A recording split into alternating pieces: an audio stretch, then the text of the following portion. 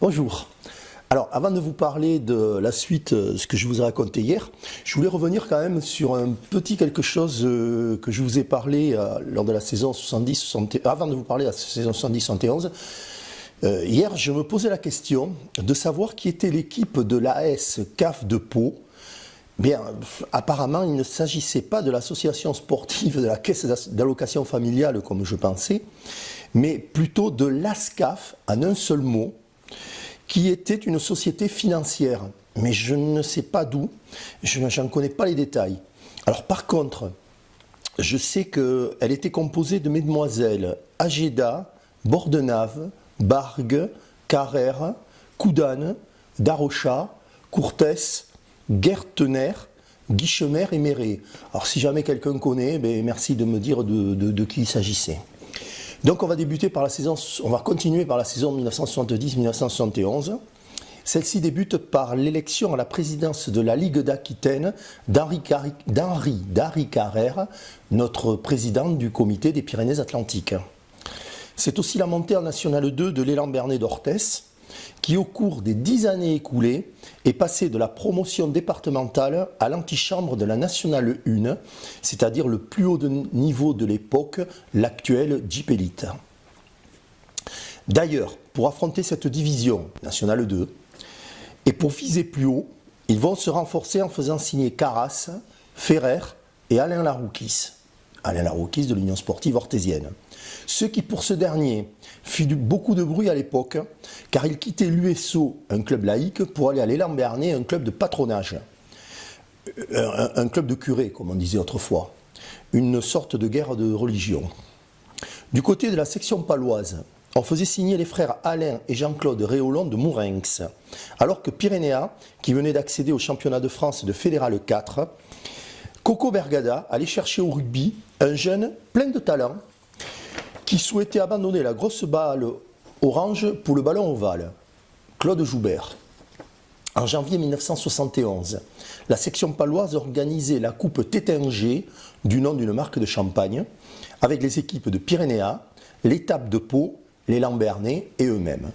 C'est l'élan qui remporta la finale en battant l'étape 115-63. Cette saison-là, l'UFOLEP fêta son 25e anniversaire. René Mahéroux en était alors le président. Cette fédération présentait 111 équipes de basket dans les Pyrénées-Atlantiques à cette date. La Coupe Emma Castin fut remportée par les féminines de l'Union sportive orthésienne et la Coupe genrée par les garçons de Pau-Marca.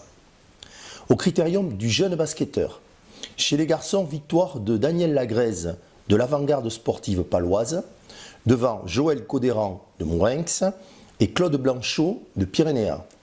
Chez les filles, victoire de Pascal Claverotte de Bourbaki, devant Olivia Nicolon de Mourenx et Monique Régnier de Billère.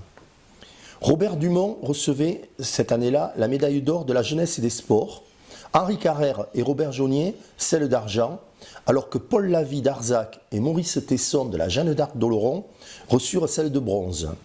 François Nicolas, emblématique président de la Jeanne d'Arc d'Oloron, s'est vu attribuer la médaille d'or de la Fédération française de basket et Guy Braneyre de Salis de Béarn, celle de bronze. Lors de la saison 1971-1972, arrivée du club de Gottin en Fédération française de basket en équipe senior, alors que le nombre de clubs est en baisse et passe de 44 à 39. Par contre, le nombre de licenciés augmente et passe de 1429 à 1834, qui peuvent s'expliquer par la création d'équipes de jeunes. L'élan Bernay d'Orthès se renforce en vue d'une éventuelle montée en National 1 au terme de cette saison. Ce sont tout d'abord Jean-Noël Perpère et Roger Duquesnoy qui signaient. Puis, le 23 octobre de cette même année, voit l'arrivée d'un colosse africain qui va être vite le chouchou de la moutette avant d'en devenir le prince, Mathieu Bisseni. Peu de choses à dire sur cette saison, si ce n'est les sélections espoirs masculines et féminines qui ont participé au tournoi régional de Bordeaux, sans qu'on en retrouve les résultats. Chez les garçons, dans cette équipe-là, on trouvait Yves Laborde de Pau-Marca, Cabalou de Mirepex, Toledano, Basse et Sarabert de l'élan Bernay, Codéran, Gomez, Réolon et Traverse de Mourenx, Casabonne de Pyrénéa. Chez les filles, Missana Pontac, Embo et Mirassou de Mourenx. Alors Mirassou, je suppose que ça doit être Maryse. Massat et Mariette de Bourbaki. Anne-Marie et Marie-Pierre Otondo et Lougaro de Gautin. Clédon et Daguerre de Saint-Palais. Il y eut aussi une sélection départementale UFOLEP qui participa à un tournoi régional à Périgueux qui se déroulait en même temps que le Critérium UFOLEP où un certain Jean-Pierre Broutcher de Marcapo termina sur le podium. Vous devez dû voir les photos passer. Saison 1972-1973.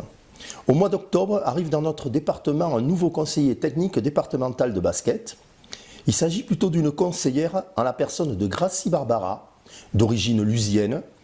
Elle arrive de Dijon où elle exerçait ses fonctions. Cette saison, les filles de Bourbaki joueront en région avec Jean Tranig comme entraîneur. Dans celle-ci, on retrouvait Nadine Le Sieur, Yolande Barbier, Launay, Annie Perret, Geneviève Massat, Françoise Fourcade, Joël Chérenberger et Railly. Fin novembre, Georges Pétriat de Saint-Giron reçoit la médaille d'or de la Fédération française de basket. Roger Darac et Jean Dulou celle d'argent et Robert Jaunier celle de bronze. En janvier 1973, c'est Maurice Tesson de la Jeanne d'Arc d'Oloron qui reçoit la médaille de bronze de la jeunesse et des sports. Le 11 mars, à Cognac, l'élan Bernay remportait la Coupe de France des patronages en battant en finale la Jeune France de Cholet 101 à 98. 8 jours plus tard, à la Moutette, et cela pour le compte du championnat de France, l'élan battait Clermont-Ferrand 105 en 89 et s'assurait avec cette victoire l'accession en National 1 pour la saison suivante.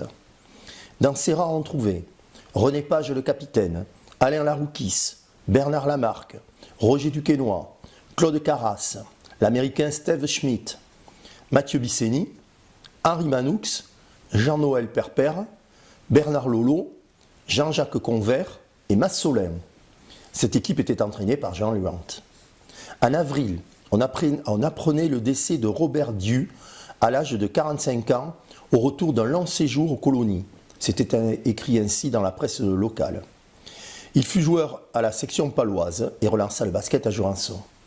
Au mois de mai, les filles de Nord-Est, qui ont terminé à la 2e place du championnat d'excellence région Aquitaine, accéderont la saison suivante en National 3, en championnat de France National 3, profitant surtout du désistement de l'équipe qui termina à la 1re place. La Jeanne d'Arc d'Oloron enlève la coupe Jean Rey, alors que Bourbaki chez les filles gagne la coupe Emma Castin. La saison 1973-1974. C'est la première accession de l'élan Bernay Orthez dans l'élite du basket français. Les filles de Nord-Est vont quant à elles disputer leur première saison en National 3 avec comme joueuses, alors j'en salue beaucoup là-dedans que je connais, Danielle Ganchou, Solange Lousteau, Marie-Hélène Lalanne, Geneviève Paumet qui plus tard deviendra Geneviève Tariq, Christine Laborde, Maïté Kali, Christine Meillan, Claudine Vicien, René Claverie et La Fouillère. Cette équipe était entraînée par Joe Sassus. Cette saison aussi, l'Union sportive orthésienne présentera 10 équipes de jeunes sur les terrains. Le 26 janvier 1974, l'élan Bernay battait Antibes avec panache, comme vous pouvez le voir, comme titrait la presse de l'époque. Le 9 février 1974, la Fédération française de basket prend une décision importante pour les clubs de National 1. Par crainte d'une fédération professionnelle, pourtant c'est pas vieux ça, Robert Busnel, alors président de la Fédération française de basket, préconise un statu quo pour les règlements, avec promesse des clubs de ne pas passer professionnel. Décision en attente du maintien de 16 clubs dans cette division. Et par contre, autorisation d'un seul étranger par club. Ça a bien changé. Le 16 février, l'élan Bernay reçoit Berck, comme vous devez pouvoir le voir sur les images, qui est champion de France en titre et encore invaincu cette saison.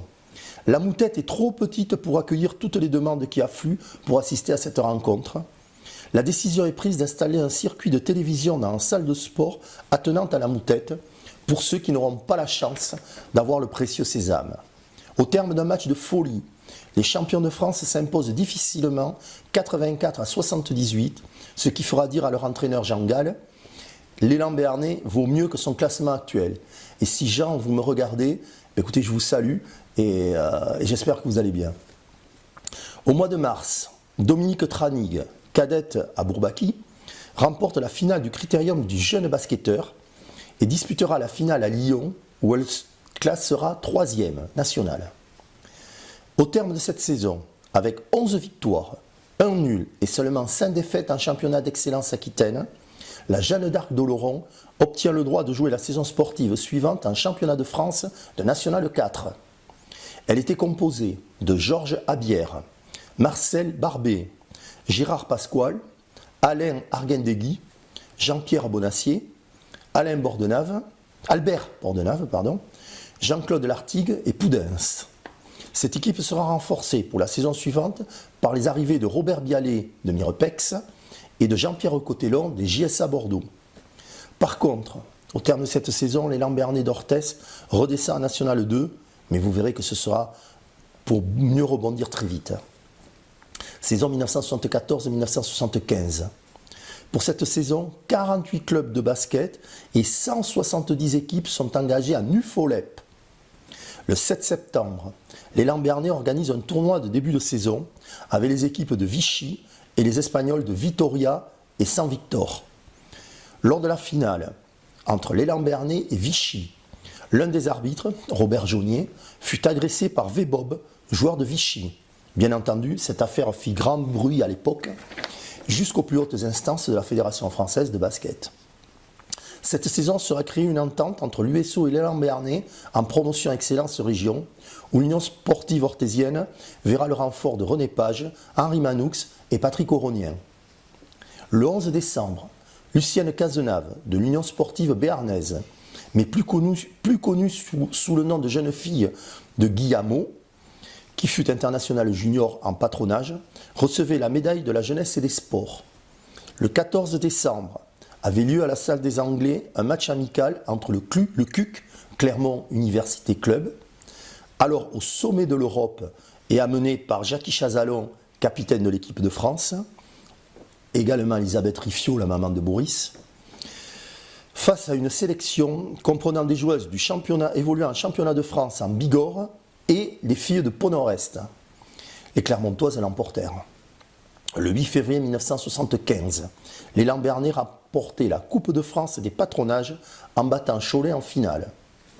En avril, Jean-Jacques Convert de l'élan béarnais est sélectionné en équipe de France ASSU pour rencontrer la Pologne.